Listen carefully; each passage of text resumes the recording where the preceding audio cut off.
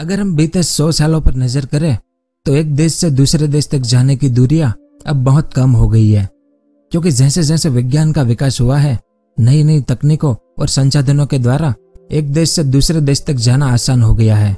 अगर वर्तमान समय की बात की जाए तो एक देश से दूसरे देश में कुछ ही घंटों में पहुंचा जा सकता है।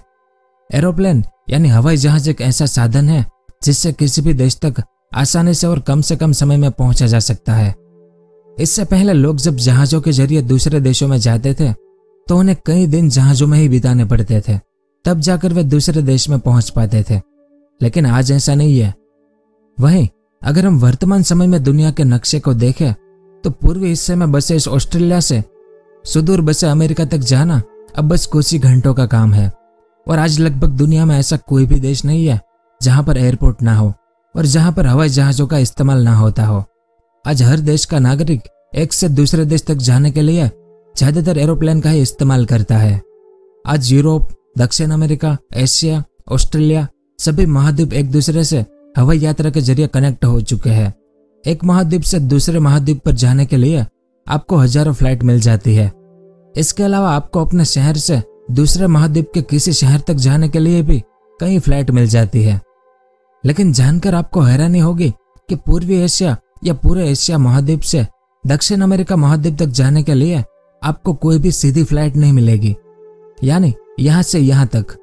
पर एशिया से यूरोप या उत्तर अमेरिका महाद्वीप या अन्य किसी भी महाद्वीप तक जाने के लिए आज आपको हजारों फ्लाइट उपलब्ध है।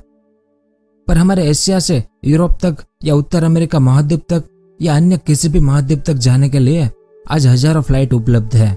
लेकिन एशिया महाद्वीप से दक्षिण अमेरिका महाद्वीप के किसी भी देश तक जाने के लिए आपको कोई भी फ्लाइट नहीं मिलेगी जो सीधे आपको एशिया से दक्षिण अमेरिका ले जाए। अगर आपको आज दक्षिण अमेरिका महाद्वीप के किसी भी देश में जाना हो तो उसके लिए पहले आपको यूरोप या खाड़ी देशों में जाना पड़ेगा। उसके बाद यूरोप या खाड़ी देशों से आपको लैटिन अमेरिकी देशों तक ले जाया जाता है। लेकिन ऐसा क्यों है कि दक्षिण अमेरिका से पूर्वी एशिया के बीच कोई भी सीधी फ्लाइट नहीं है? तो आज के इस वीडियो में हम इसी के बारे में विस्तार से जानेंगे कि पूर्वी एशिया से दक्षिण अमेरिकी देशों के बीच कोई भी सीधी फ्लाइट उड़ान क्यों नहीं भरती है, क्यों पूर्वी एशिया और दक्षिण अमेरिका महाद्वीप के बीच हवाई मार्ग विकसित नहीं हो पाया है, इसके क्या क्या कारण है और क्या भविष्य में यहाँ पर हवाई यात्रा शुरू हो पाएगी, वो सब और इसके अलावा और भी बहुत कुछ जानने को मिलेगा आपको इस वीडियो में। तो वीडियो के अंत तक हमारे साथ बने रहिए।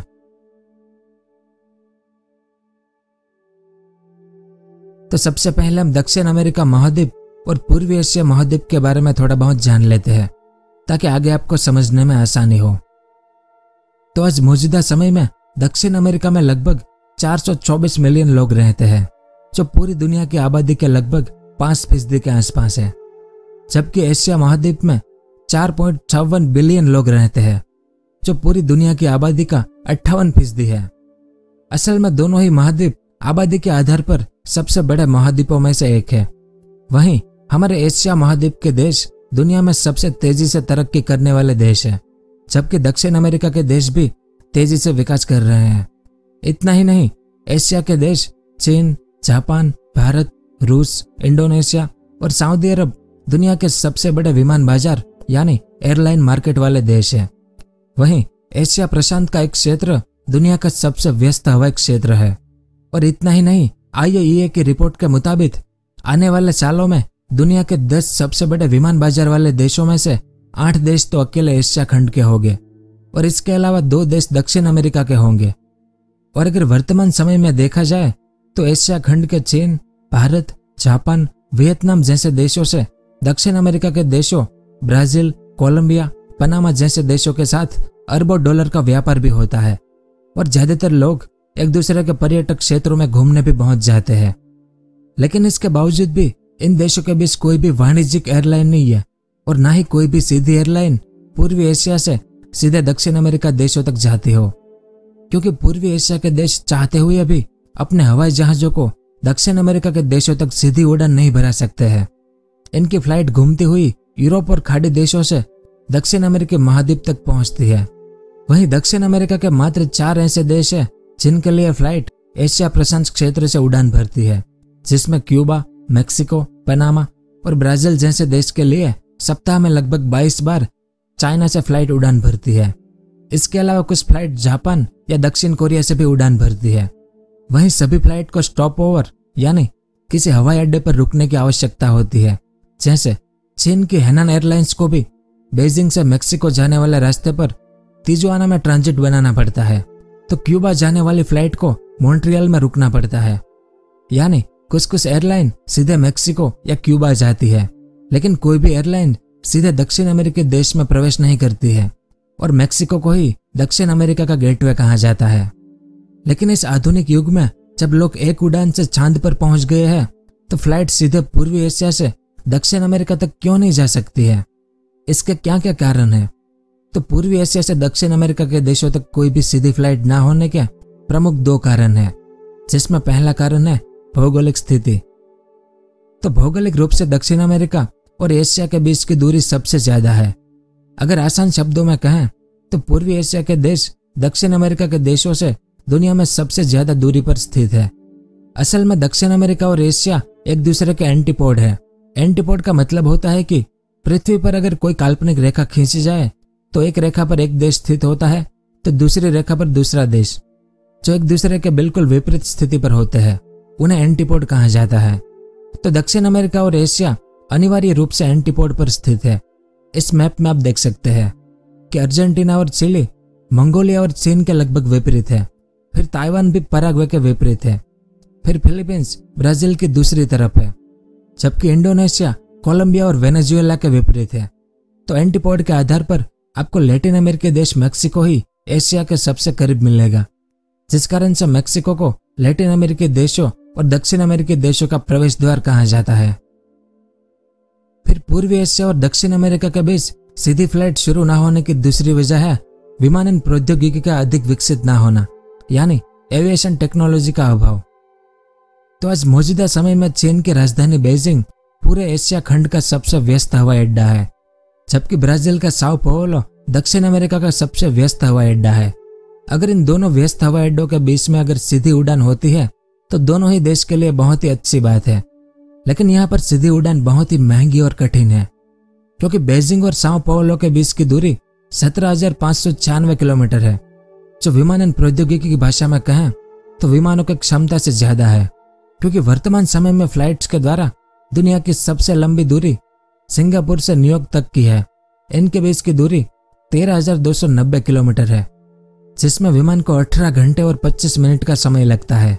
लेकिन बीजिंग से साओ पाउलो जाने के लिए सिंगापुर और न्यूयॉर्क की उड़ान भरने वाले विमान को 4,306 किलोमीटर अतिरिक्त उड़ान भरनी पड़ती है। और जो एयरलाइन सिंगापुर से न्यूयॉर्क के लिए उड़ान भरती है, इसकी अधिकतम सीमा केवल 9,700 मील ही है। यानी यदि कोई सरकार बीजिंग से साओ पाउलो जाने के लिए इस विमान का इस्तेमाल करती है, तो उन्हें ईंधन भराने के लिए किसी भी स्थान पर रुकने की जरूरत होगी ही।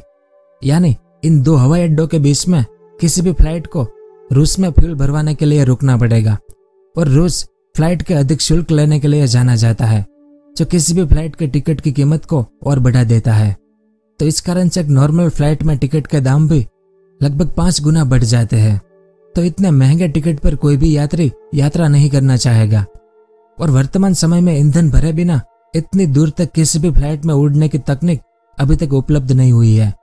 वहीं कई देशों के एयरपोर्ट पर बुनियादी सुविधाओं की भी कमी है, जिस वजह से 2 विपरीत भौगोलिक स्थितियों पर बसे महाद्वीपों पूर्वी एशिया और दक्षिण अमेरिका के बीच में कोई सीधी फ्लाइट शुरू नहीं हो पाई है। लेकिन एविएशन टेक्नोलॉजी धीरे धीरे प्रयास कर रही है, जिससे विमानों को अधिक दूरी तक उड़ाया जा सके। इसके लिए 2019 में एक प्रयोग भी हुआ था। साल 2019 में एक एयरलाइन कंपनी कांटास के एक वाणिज्यिक जेट ने दुनिया की सबसे लंबी उड़ान भरने का विश्व रिकॉर्ड हासिल किया था, जिसमें क्वांटास के विमान बोइंग 9 ने न्यूयॉर्क शहर से सिडनी तक नॉन स्टॉप 19 घंटे में 10,066 मील की दूरी तय की थी। यह बिना रुके किसी वाणिज्यिक फ्लाइट के द्वारा तय की गई सबसे लंबी दूरी थी। लेकिन इस रिकॉर्ड को पाने के लिए क्वांटास में प्लेन में सामान और वजन को नियंत्रित करने के लिए वजन वाले सामान को प्रतिबंधित कर दिया था, और अपने प्लेन में सिर्फ चालक दल समेत 49 लोगों के साथ ही उड़ान भरी गई थी, जिसके बाद सबसे कम समय में न्यूयॉर्क और सिडनी के बीच की दूरी को तय किया गया था।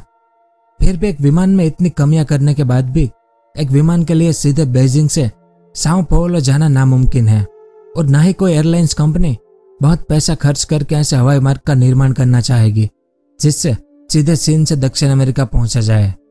इसलिए आज भी पूर्वी एशिया से दक्षिण अमेरिका के लिए कोई भी सीधी फ्लाइट नहीं है। तो अब आपको समझ में आ गया होगा कि क्यों पूर्वी एशिया और दक्षिण अमेरिका के बीच में कोई सीधी फ्लाइट नहीं है। तो यह सब कुछ था इस वीडियो में। उम्मीद है आपको कुछ जानने को मिला होगा। अगर वीडियो पसंद आया हो तो इसे लाइक और शेयर जरूर कीजिएगा। पूरा वीडियो देखने के लिए आपका बहुत बहुत धन्यवाद।